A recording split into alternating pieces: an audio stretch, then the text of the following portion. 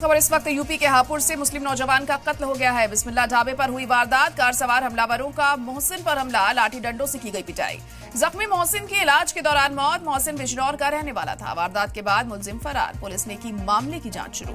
CCTV से car की पहचान हुई। जल्द गिरफ्तारी का पुलिस दावा कर रही है। तो बड़ी और अहम खबर इस वक्त आपको बता रहे हैं। एक मुस्लिम शख्स की मौत हुई है। यहां पर कत्ल उसका किया गया है। यूपी के हापुड़ से अहम खबर इस वक्त। बिस्मिल्लाह ढाबे पर इस घटना को अंजाम दिया गया। हमलावरों का मोहसिन पर हमला, लाठी डंडों से उसकी जमकर पिटाई की गई। जख्मी मोहसिन की इलाज के दौरान मौत हो गई। मोहसिन बिजनौर का रहने वाला था। वारदात के बाद मुलजिम फरार बताए जा रहे हैं। पुलिस ने मामले की जांच शुरू कर दी है।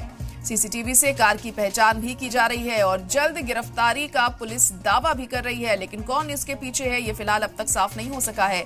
मामले की तफ्तीश जारी है और उम्मीद की जा रही है कि जल्द से जल्द इस मामले का पुलिस खुलासा करे और ये पता लगा सके कि आखिर कौन है इस घटना के पीछे, किसने इस शख्स का कत्ल किया।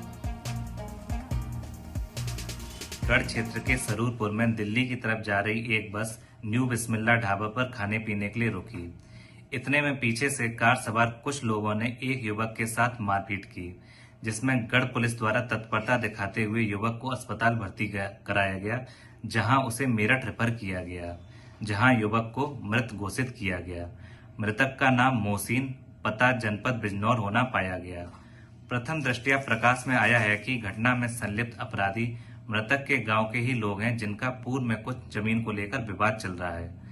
इस संबंध में कुछ महत्वपूर्ण सुराग मिले हैं, जिससे घटना में संलिप्त अपराधियों की शीघ्र गिरफ्तारी की जाएगी, जिसके लिए 2 टीमों का गठन किया गया है। मृतक के परिजनों से तहरीर लेकर अभियोग पंजीकृत कर अग्रिम विधिक कार्रवाई की जा रही है।